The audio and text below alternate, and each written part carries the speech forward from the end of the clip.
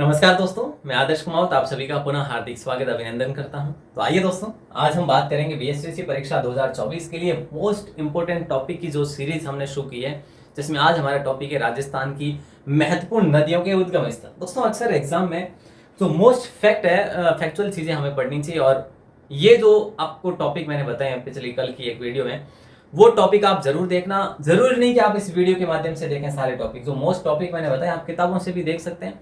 किताब से देखेंगे तो और भी उचित रहेगा, आपको जल्दी से याद भी हो सकता है आप अपने हिसाब से, और आपको लगे कि नहीं मुझे तो आप जो बता रहे हैं, मैं बता रहा हूँ, ये आपको ठीक लगे तो भी कोई दिक्कत नहीं, आप सुपर फास्ट करके जो है पढ़ सकते हैं इसको। ठीक है, चलिए दोस्तों शुरू करते हैं नदियों के उद्गम स्थल। और मैं आपको 12 से 15 मिनट के भीतर सारी नदियों के उद्गम स्थल जो महत्वपूर्ण है, हमारे एग्जाम की दृष्टि से उपयोगी है, वही बात करेंगे। और हाँ, ये बात ध्यान रखना कि अगर आप सहयोग दिखाएंगे तो ही ये सारी चीजें कंटिन्यू कर पाऊंगा, अन्यथा नहीं। तो क्लास को पूरा देखने के बाद शेयर जरूर करिएगा। मैं लेकर आ रहा हूं क्योंकि नहीं तो समय ज्यादा लगता, और मैं नहीं चाहता कि आपके एग्जाम के समय जो मैं आपका समय ज्यादा लूं, नहीं। सबसे पहले बात करेंगे चंबल नदी। दोस्तों, चंबल नदी सबसे महत्वपूर्ण नदी है, 3 राज्यों की सीमा बनाती है, यूपी, मध्य प्रदेश और राजस्थान की। ठीक है, सभी को विदित होना चाहिए। चंबल नदी का उद्गम जो है वो जाना पाव की पहाड़ियां। दोस्तों देखो, चंबल नदी जाती है ना, जाने वाली है, ये ऐसे याद रखो। चंबल नदी जाती है कितने, 3 राज्यों में जाती है। ठीक है, और इसका उद्गम है इंदौर एमपी से। तो आपको सिर्फ इतना याद रखना है, जाना पाव की पहाड़ियां एमपी से इसका उद्गम है। ठीक है, बनास की बात करें दोस्तों, बनास नदी की बात करें ना अपन, तो बनास नदी का उद्गम है खमनोर की पहाड़ियां। खमनोर की पहाड़ियां आपके राजसमंद में स्थित है। दोस्तों देखो, याद रखना, जो पहाड़ियों से रिलेटेड सवाल बनते हैं ना, तो उसके लिए आपको पहाड़ियां पढ़नी पड़ेगी। दिवेर की पहाड़ियां कहां पर है, मंडोर की पहाड़ियां कहां पर है, नाग पहाड़ियां कहां पर है, गोगुंदा की पहाड़ियां कहां पर है, नाग पहाड़ियां। ये इस प्रकार के प्रश्न अगर आप कवर कर लेंगे तो नदियों के ऑटोमेटिकली आपको आधे से ज्यादा आपको याद हो जाएंगे। बनास खमनोर है ना, बनास खमनोर। लूनी नदी की बात करें, लूनी। दोस्तों याद रखना, लूनी है ना, लूनी, आप लूनी लिख दो और उसके बाद में नाग लिख दो, तो आपको याद हो गया। मैं कहता हूं लूनी नाग, लूनी नाग याद हो गया ना। तो लूनी नाग यानी नाग पहाड़ियां अजमेर से इसका उद्गम है। लूनी नदी पहले 6 जिलों में प्रवाहित होती थी, लेकिन अब आपके 7 जिलों में प्रवाहित होती है, ये बात आप याद रखेंगे। और लूनी नदी जो है बालोतरा से निकलती है, जहां पर इसका पानी जो है खारा हो जाता है आने पर। चलिए, कांतली नदी की बात करें। इसके अलावा मैं आपके लिए एक और सहायक नदियों की ट्रिक की वीडियो भी लेकर आऊंगा, वहां से भी प्रश्न बनेंगे। कांतली नदी दोस्तों कोचोर झील से इसका उद्गम है, जो जिसे खंडेला की पहाड़ी हम कह सकते हैं, सीकर। आपको इतना याद रखना है कि कांतली जो नदी है, इसका उद्गम जो है खंडेला की पहाड़ियों से होता है, और खंडेला की पहाड़ियां आपका सीकर में। अच्छा दोस्तों, कांतली नदी वही है क्या जिसके किनारे गणेश्वर सभ्यता विकसित हुई, गणेश्वर सभ्यता, जो कि रतन चंद्र अग्रवाल के द्वारा उसकी खुदाई करवाई गई थी। ठीक है, चलो साहब, बाण गंगा। दोस्तों बहुत आसान सा है, बाण गंगा बैराट, बाण गंगा बैराट। आप बैराट याद रखेंगे, आपको पता है बैराट का दूसरा नाम विराटनगर है।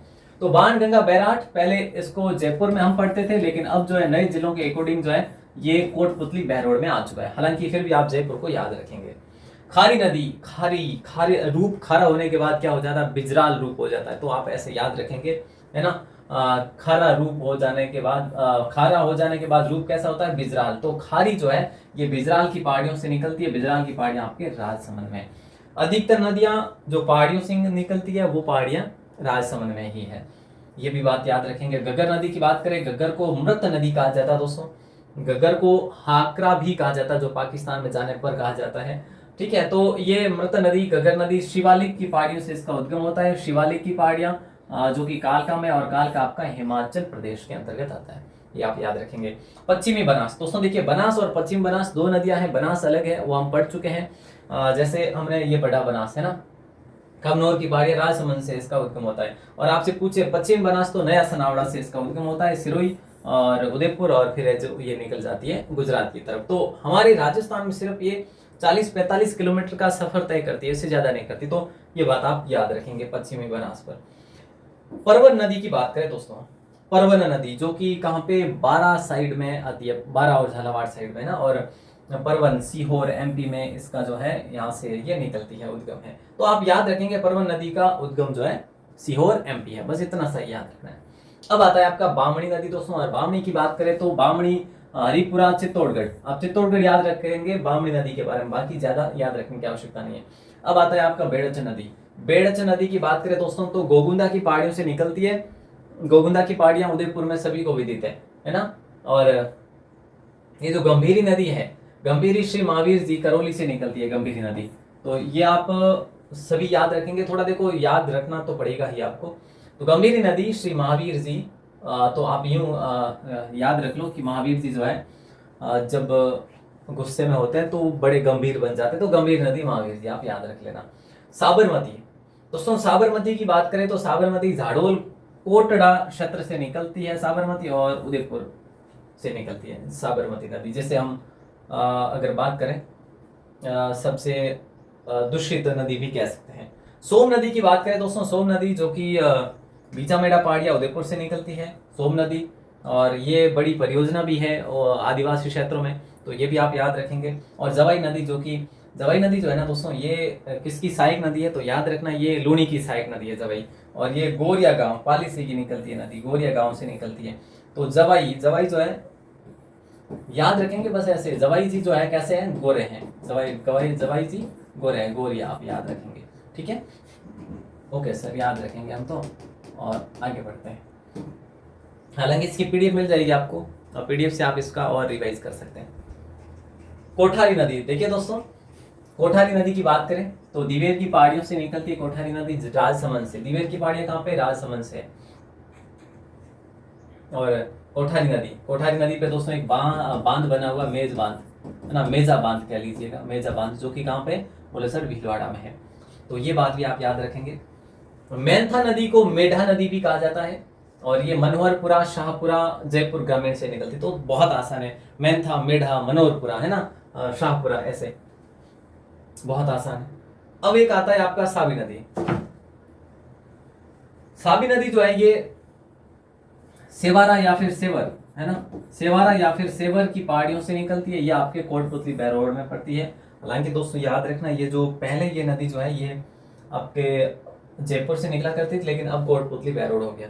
पार्वती नदी की बात करें विंध्याचल की पर्वतमाला से, सीहोर एमपी से। तो सीहोर एमपी से एक और नदी निकलती है जिसको आप याद रखेंगे, परवन पार्वती। बहुत आसान है, दोनों नदियां परवन और पार्वती दोनों नदियां सीहोर से निकलती है।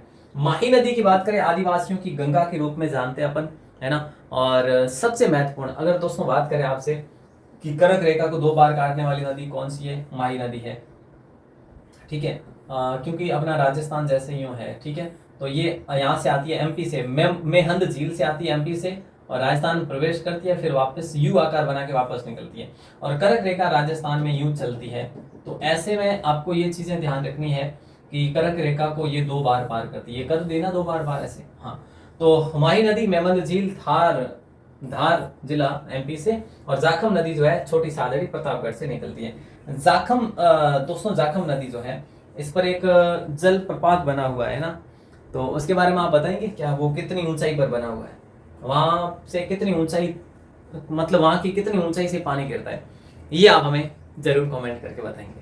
बाकी दोस्तों देखिए, इसकी पीडीएफ के लिए आप हमें मैसेज कर सकते हैं, ग्रुप में ऐड हो सकते हैं, आपको यहाँ पे पीडीएफ मिल जाएगी। सभी टॉपिक को मैं करवाने वाला हूँ अगर आप इस क्लास को शेयर करते हैं तो ही, और ऐसे ही करवाऊंगा क्योंकि आपका समय भी ज्यादा खराब ना हो, और मुझे भी लगे कि हाँ ये चीजें जो है पहले लिखकर आपके लिए टाइप की हो तो टाइम खराब नहीं होगा, और आप रिवाइज भी अच्छे से कर लेंगे। ऐप इंस्टॉल कर सकते हैं आप राजस्थान 360 के नाम से। राजस्थान क्लासेस की जो वेबसाइट है इसको भी आप देख सकते हैं गूगल पर, यहाँ पे सभी पे आपको पीडीएफ मिलेगी और नोट्स मिल जाएंगे, ठीक है। तो ऐसे ही आप अपना सहयोग बनाए रखिएगा। बाकी मेरा तो यही मानना है कि आप अपनी किताबों से लगाव रखें, किताब को बेहतरीन तरीके से पढ़ें, और बाकी सभी के बारे में बता चुका हूँ कि भाई आपको क्या करना चाहिए क्या नहीं। जैसे दोस्तों देखिए, रीजनिंग के बारे में मैं आपको बता दूँ, अधिक से अधिक आप अभ्यास प्रश्न हल करें। रीजनिंग के लिए आप क्या करेंगे, अभ्यास प्रश्न या फिर अभ्यास करें, अधिक है ना, अभ्यास करें, या फिर प्रैक्टिस सेट कह लीजिएगा, जिसे प्रैक्टिस सेट जो है हल करें, ठीक है। और दूसरी बात जो है आपके मैं बताऊं आपको हिंदी की, दोस्तों हिंदी का आपने अगर पढ़ लिया है तो ठीक है ना, अगर नहीं पढ़ा है तो मैं आपको एक पीडीएफ प्रोवाइड करवाने वाला हूं हिंदी की, जिसमें आपको समास ट्रिकली मिलेगा, ठीक है, संधि ट्रिकी मिलेगी, और प्रत्यय जो है, प्रत्यय उपसर्ग तत्सम तद्भव, ये सभी जो है आपको ट्रिकली मिल जाएंगे, तत्सम तद्भव ये सभी जो है ट्रिकी मिलेंगे उस पीडीएफ में, ये भी आप देख सकते हैं। और तीसरी जो बात है आपकी आती है इंग्लिश की हम आपको क्या दे सकते हैं, इंग्लिश के मॉडल पेपर दे सकते हैं, वहां से आप प्रैक्टिस कर सकते हैं दोस्तों। बाकी तो हम आपके लिए कोई ऐसा जो है यानी कि कोई पीडीएफ में ये जो क्या कहते हैं ट्रिकी नहीं दे सकते, ट्रिकी सिर्फ हिंदी में ही दे सकते हैं। और जीके की बात करें तो जीके का मोस्ट जो है वो मैं आपको दे रहा हूँ। और बाकी एक चीज़ और रह जाती है क्या, टीचिंग एप्टीट्यूड की शिक्षण अभिक्षमता। और दोस्तों शिक्षण जो अभिरुचि है ना, इसके लिए मैं आपको ऑलरेडी पीडीएफ दे चुका हूँ।